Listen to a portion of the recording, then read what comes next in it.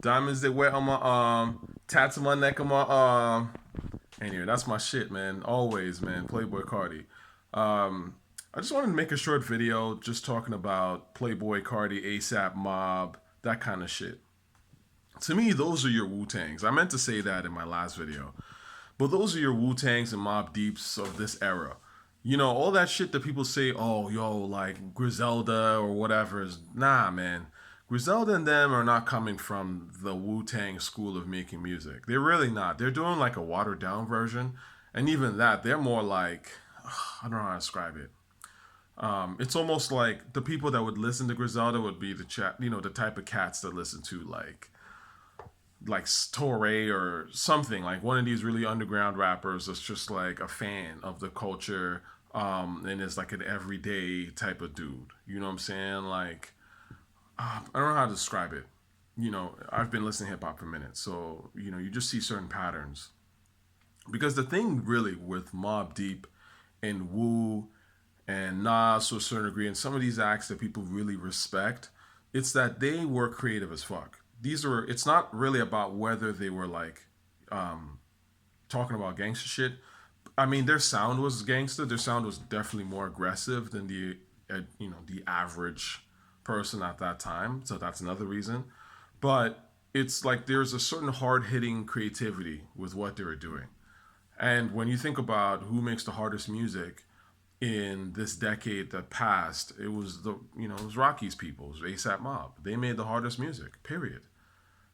And you look at the stats, even like in terms of their charts, very similar type of careers. Like Mobb Deep and Nas and Wu Tang were never as popular as people pretend that they are. Like, I mean, they were popular among hip hop fans and hip hop heads, but they weren't mainstream popular like that.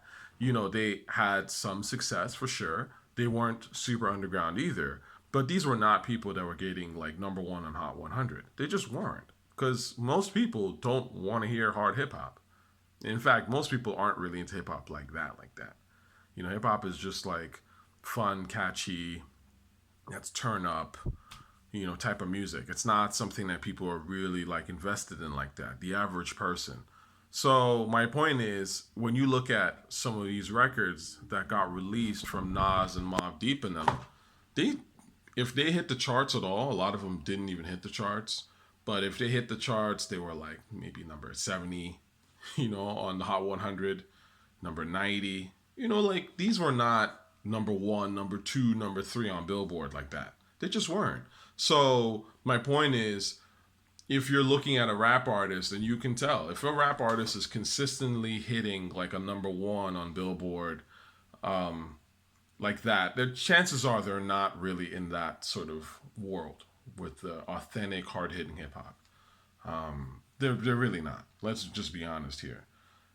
J. Cole is there. He charts every now and then, but it's again like that's not the type of comparison that you look at. Because if you look at Playboy Cardi and Rocky and them when they're releasing stuff, oh yeah, people pay attention, and especially those who are in the culture. But again, they're not hitting Hot 100 at like 5 or 10 or whatever. A lot of times they're 20, less than that, even 40, 50. I think Magnolia did pretty decent for Rocky, or I'm sorry, for Playboy.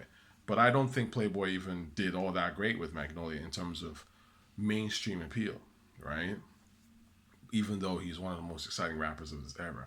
And my point is that when you are making stuff that is hard hitting and creative, it's not going to be the most popular shit. It never is. But over time, people recognize and they jump on your bandwagon later. And that's why you could argue that Nas is bigger than he ever was, because chances are people catch up. It takes a while, like when you are making some authentic, hard hitting, creative new shit, like most people don't want to hear that.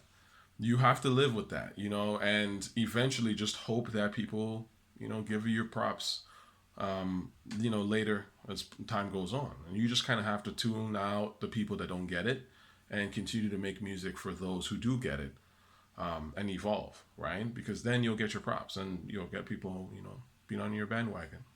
Anyway, that's all for today, man. Y'all have a good one.